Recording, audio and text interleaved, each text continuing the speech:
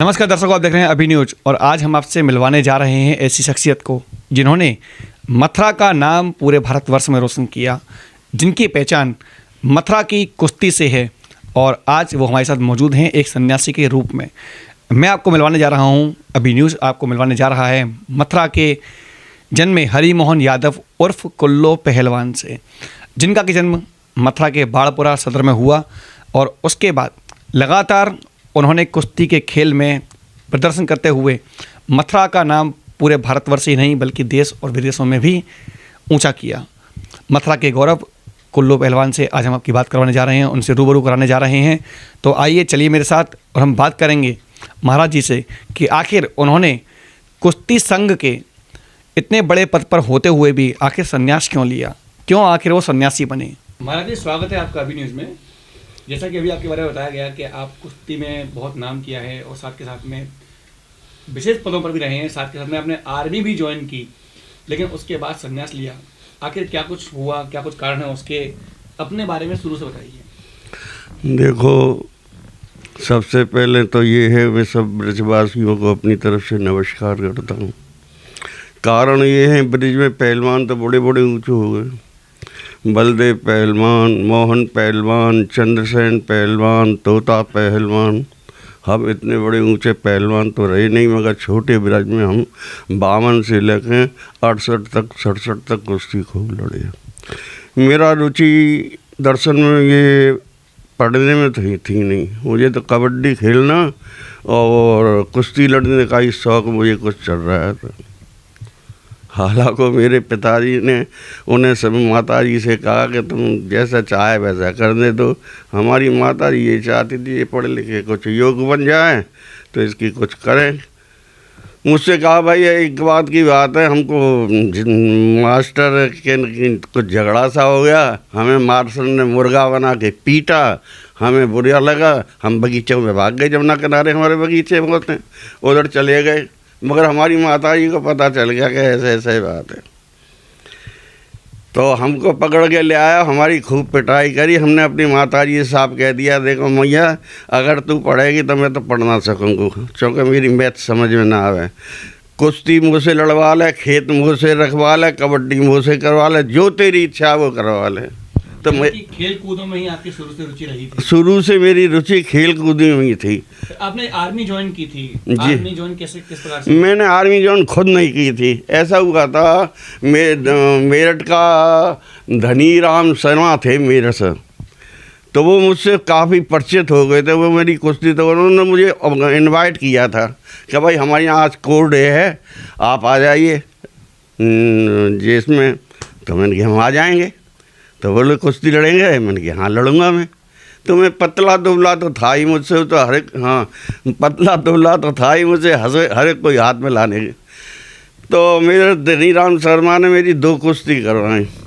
एक कुश्ती तो मैंने 5 मिनट में मार ली, दूसरी कुश्ती 2 ही मिनट में मार ली। मैंने हाथ मार के सखी खींच दी तो वो छत गिर पड़ा। दरअसल में ये वो लड़ना तो जानता नहीं था, मगर मुझसे लड़ा दिया उसने। ताकतवर था वो, मगर मेरे पास पेश थे। तो बस यही, और धनी राम शर्मा खुशी हो गए थे। तो उन्होंने कहा, भाई तुम सर्विस करोगे, नौकरी कर लोगे? मैंने कहा हाँ कर लूँगा। मैं नौकरी के लिए तड़प भी रहा था कि मेरी शादी कर दी थी। 15 साल का था और 13 साल की मेरी पत्नी थी, उनकी शादी कर दी थी। और मैंने हमेशा उस्ताद सियाराम यादव के संधान में उनसे मैं जोर भी करता था, कुश्ती भी लड़ता था।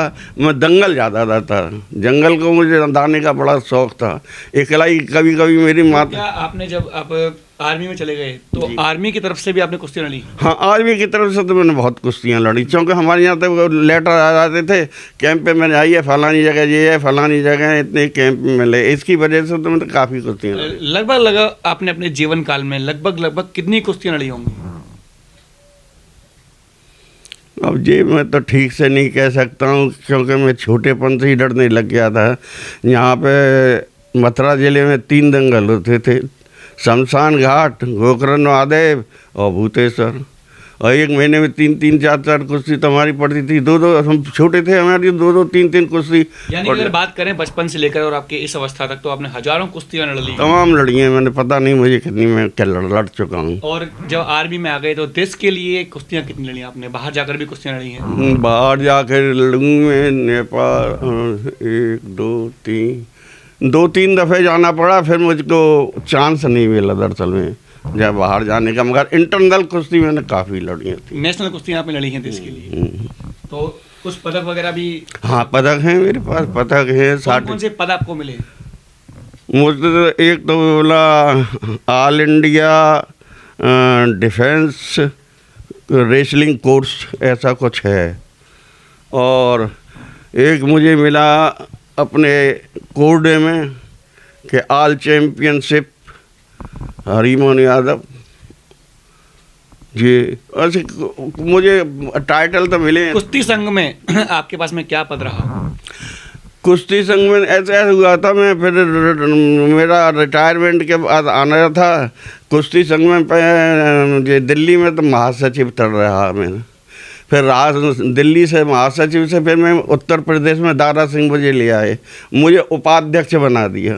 फिर उपाध्यक्ष बनाने के बाद फिर हमने कुश्ती कराना शुरू कर दिया। कुश्ती लड़ना हमने बिल्कुल बंद कर दिया। लड़कों को कराते थे आकर्षित करने के लिए, नए नए हम प्रोग्राम करते थे। किन किन अखाड़ों के तहत आपने काम किए थे? कौन से अखाड़े के तहत काम किया? अखाड़ा मेरा कोई नहीं था, अखाड़ा था मैं यहाँ ही मथुरा का था, हमारा अखाड़ा कोई नहीं है। हमने तो एसोसिएशन की तरफ से बनाए, लड़कों को लड़ाते थे, कैंप में बुलाते थे, अच्छे छांटते थे, उनको शुरू कर आगे भेज देते थे। आज नए बच्चों को लेकर के जब कुश्ती लड़ाने के लिए भेजते हैं तो क्या महसूस करते हैं? क्योंकि आज आप लड़ाने वालों में से हैं और नई नई प्रतियोगिताएं आयोजित करते हैं। मथुरा के अंदर कौन कौन से प्रमुख अखाड़े हैं जिनके द्वारा यहाँ पर कुश्तियों का आयोजन किया जाता रहा है? देखिए, मथुरा के अखाड़े नामी ग्रामी तक लगभग ख़त्म हो गए। भूतेश्वर था, केदारनाथ था, महादेव घाट था, काफ़ी अखाड़े थे, मगर अब सब बंद पड़े हैं। 1-2 अखाड़े 2-3 अखाड़े चल रहे हैं केवल। एक रामनिवास पहलवान और चल रहा है, पीपल वाला चल रहा है, और गोपाल आश्रम चल रहा है, और पल्लव को भूतेश्वर थोड़ी बहुत होंगे। ये 2-3 अखाड़े पे थोड़े से लड़के चल रहे हैं। कोई आपने देखा है बचपन से ही मथुरा की कुश्ती को, और ब्रज की ये अलग ही पहचान थी, ब्रज की परंपरा थी कुश्ती की, आज धीरे धीरे विलुप्त होती आ रही है। लेकिन एक बार देखा जा रहा है कि जैसे ही कॉमनवेल्थ गेम और एशियन गेम्स में पहलवानों ने पदक लाने शुरू किए, एक बार फिर से पहलवानों की बाढ़ सी आ रही है और पहलवानों की नई फसल तैयार होने जा रही है। तो कैसा महसूस करते हैं कि नए पहलवानों को अब फिर से बच्चों को धीरे धीरे इसमें रुचि आती आ रही है? दरअसल में ये बात है, और हाँ ये महसूस होने लगा कि हमारा मेहनत फल ला रही है हमको। हमने एसोसिएशन का कहा, सबसे पहले इंदिरा गांधी जी के पास में गए थे, सब लोग मिल के, उस्ताद खलीफा, हनुमान, जसराम वगैरह, हम लोग सब मिल के गए थे और उनसे अपनी प्रार्थना पहले की थी, भाई ऐसे ऐसे बात है, लड़के गलत रास्ते पे जा रहे हैं, अगर हम पहलवानी के रास्ते पर छोड़ेंगे तो बहुत से फ़ायदा भी है।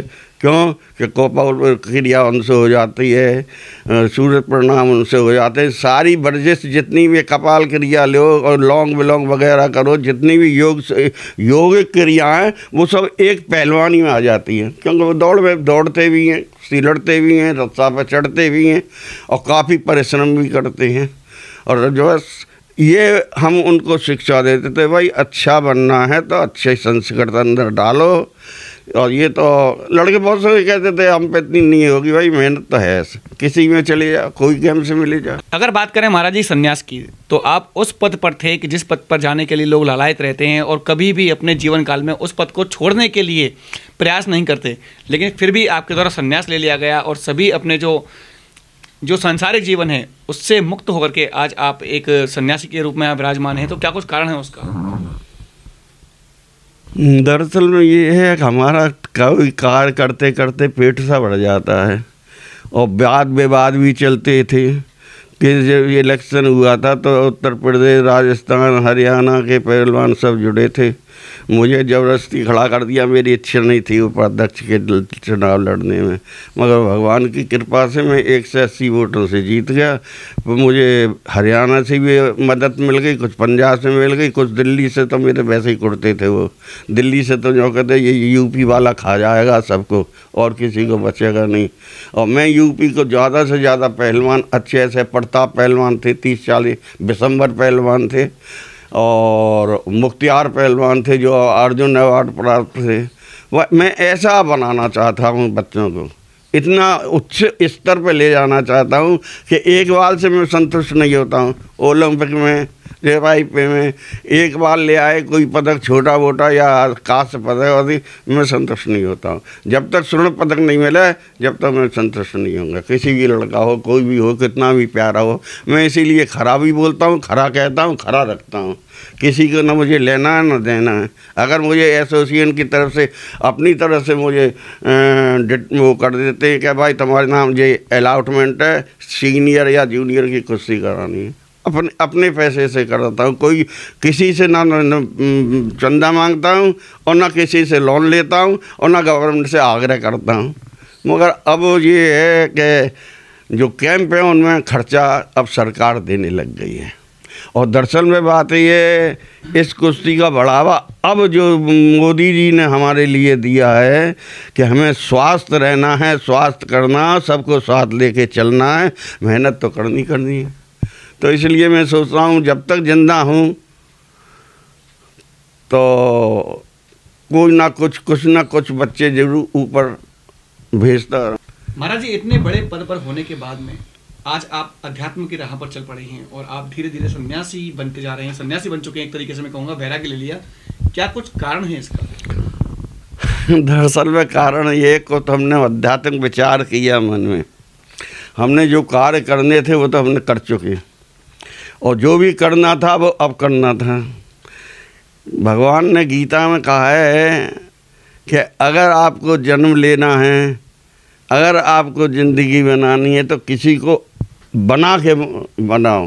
इसलिए मुझे कुछ गिलानी सी हो गई थी सब कामों से, इसलिए मैंने संन्यास ग्रहण कर लिया और वहाँ पे जाके तपस्या करने लगा। हरिद्वार में जाके फिर मेरा मन ऐसा रम गया तो गृहस्थी से कोई मतलब ही नहीं रहा, क्योंकि अब मेरी एज भी 80 से ऊपर हो गई है और दरअसल 80 के बाद में मैं कर भी क्या सकता हूँ संसारिक का। मगर अध्यात्म में मुझे जब भजन करता हूँ 2-2, 3-3 घंटे, मुझे नई ऊर्जा मिलती है, नई एक दिमाग में ऐसा सोचता हूँ कि ये तुमने जो किया है, दिमाग जो तुमने किया है वो तो सब व्यर्थ है। अगर तुम्हें जो अब कर रहे हैं वो तुम सार्थक कर रहे हो। ये मेरे बार बार मन में आती है और उसी अनुकूल में चलता हूँ। इसीलिए आपने संन्यास ग्रहण कर इसीलिए लिया मैंने संन्यास ग्रहण किया। आश्रम पे आकर के सकता, हाँ, आश्रम पे आकर के अपना आश्रम केवल भजन पूजा पाठ बस केवल मैंने अपनी गृहस्थी से एक भी संबंध तोड़ दिया। यार बच्चे वगैरह हैं, ये हमारी सेवा बहुत करते हैं बेचारे, बात पर तरह फोन कर देता हूँ, फटाफट चले आते हैं और इनसे मैं खुश संतुष्ट हूँ। जितने मैं अपने बच्चों से अब संतुष्ट नहीं हूँ जितने मैं अपने चेलों से संतुष्ट हूँ। क्या संदेश देना चाहेंगे इस दुनिया को? आप एक सन्यासी हैं और सन्यासी यानी कि संत की वाणी लोगों में नए संचार का, नई ऊर्जा का कार्य करती है। आपके द्वारा कहे गए हर वचन, आपके द्वारा कहे गए हर शब्द लोगों पर प्रभाव पैदा करते हैं। तो अपने शब्दों में, एक सन्यासी के शब्दों में जनता को क्या संदेश देना चाहेंगे? देखो, मेरी तरफ से संदेश ये है कि जीवन के 4 चरण होते हैं, बाल अवस्था, किशोर अवस्था, प्रौढ़ अवस्था, वृद्ध अवस्था। बाल अवस्था तो हम लोग खेल कूद में गंवा देते हैं, प्रौढ़ अवस्था स्त्री संग और गृहस्थी काल में गंवाते हैं, वृद्ध अवस्था में आदमी सोच के घर गृहस्थी के चक्कर में आदमी परेशान हो जाता है।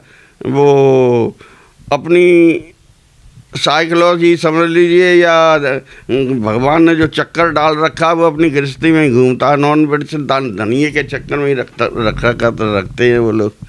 तो ये कारण से मैंने सोच के मैंने कही अब मुझे इस अवस्था में रहना ही नहीं है, उम्र भी चली गई है, और सतपुरुषों का कहना भी है, हमारे खानदान में भगवान कृष्ण ने गीता में यही समझाया है कि लास्ट में कम से कम लास्ट में एक बार भगवान मेरा स्मरण कर लेगा तो मैं ज़रूर उसको स्मरण।